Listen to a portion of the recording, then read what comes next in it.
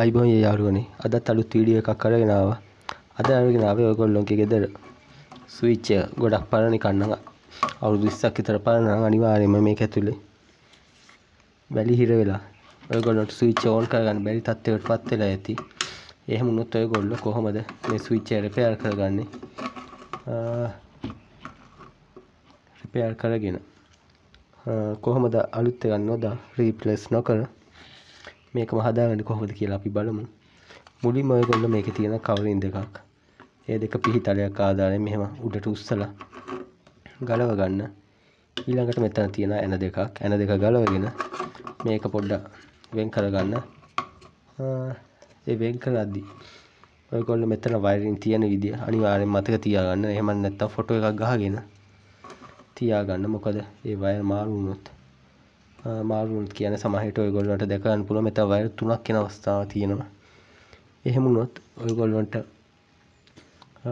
ඒව පට ලැබුණොත් පොඩි ප්‍රශ්නයක් වෙනවා. ඒක නිසා අනිවාර්යෙන්ම වයර් අමුණලා තියෙන හැටි මතක තියාගන්න. එහෙම කරලා මේ ඇන දෙක ගලවලා ඒ වයර් ටික ගලව ගන්න. ඊළඟට මේ යුනිට් එක වෙන කරගත්තට පස්සේ ඔයගොල්ලන්ට පුළුවන් මේ පැත්තකින් තියෙන නිකන් කට්ටයක්. ඒ කට්ටෙට ටෙස්ට් එකක් වගේ දාලා පොඩි බලයක් උඩට යදුවම මේක ගලව ගන්න පුළුවන්. ඊළඟට ඔයගොල්ලෝ මේක ඇතුලේ වැලි පිරෙලා තියෙන ගොඩක් වෙලාවට එහෙම වුණොත් ඔයගොල්ලෝ මෙතන කට්ට දෙකක් තියෙන ඒ දෙකත් මෙහෙ පොඩ්ඩක් බලයක් යොදලා මේ ගලව ගන්න. ගලව ගනිද්දී ඔයගොල්ලෝ අනිවාර්යෙන් ප්‍රවේශමෙන් ගලවා මෙතන ඇතුලේ ස්ප්‍රින් එකක් තියෙන ඒවා වැටෙන්න පුළුවන්. ප්‍රවේශයෙන් ඉවත් කරගෙන මේක ඇතුලේ තියෙන වැඩි තියෙනවා. ඒව හොඳට ඉවත් කරගන්න. ඒ වගේම මේ කෑල්ල මේකත් ඔයගොල්ලන්ට ක්ලීනර් වගේ මොනවා හරි තියෙනවනම් සර්ෆස් ක්ලීනර් තියෙනවනම් මේවත් හොඳට පිරිසිදු කරගන්න. එහෙම කරලා ඊළඟට ඔයගොල්ලන්ට පුළුවන් ආයි මේක තිබ්බ විදිහටම හදාගන්න.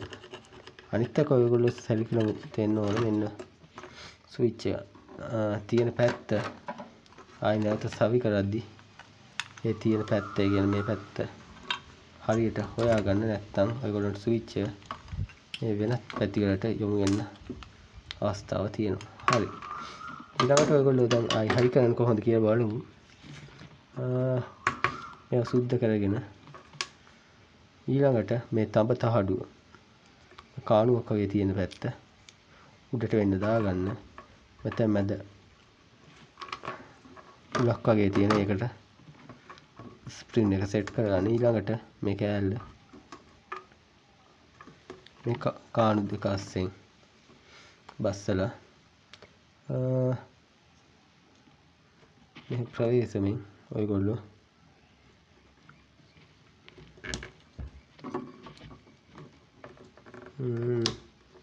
ඔය විදියට ප්‍රවේශයෙන් සෙට් කරගන්න. හරි. අමාරු වැඩේ එච්චරයි. ඊළඟට ඔයගොල්ලන්ට තියෙන මේක ප්ලග් එකට ස්විච් එක සෙට් කරගන්න. ඒක සෙට් කරගද්දි අනිවාර්යෙන් ඔයගොල්ලෝ මතක තියාගත්තු විදියට මේ පැත්තට සෙට් කරන්න. නැත්නම් ඔයගොල්ලන්ට මේ ස්විච් එක මෙහෙම තියෙන්න පුළුවන්. මේ එක එක විදියට එක එක පැති වලට හැරෙන්න පුළුවන්. ඒක නිසා ඔයගොල්ලන්ට මම පෙන්නන්න මේක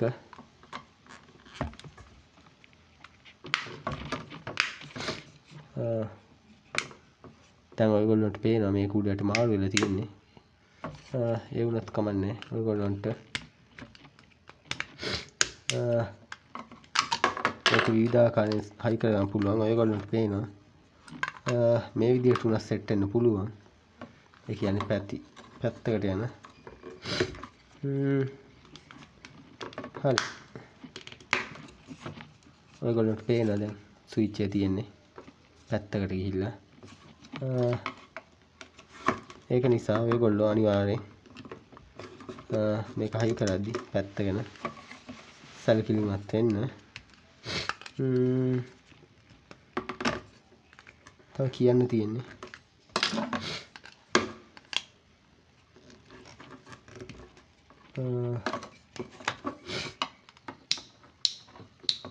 හරි ඉස්සෙල්ලා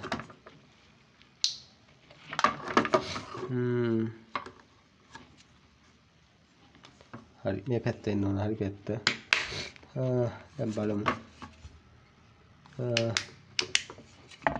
අද ප්‍රොජෙක්ට් එක නම් මෙච්චරයි ඊළඟට ඔයගොල්ලන්ට කියන්න ඕන ඔයගොල්ලන්ට කෙලින්ම මේක දැන් සුද්ධ කරලා බය නම් අනිවාර්යෙන් මල්ටිමීටරයක් පාවිච්චි කරලා මේක චෙක් කරලා ඊළඟට ප්‍රධාන පරිපථයට යොදන්න. ඒ වගේම කියන්න ඕන ඔයගොල්ලෝ ගාව තියෙනවනම් ඔයගේ ගෑන් 5ක ස්විච් එකක් තියෙනවනම් ඒක එක ස්විච් එකක්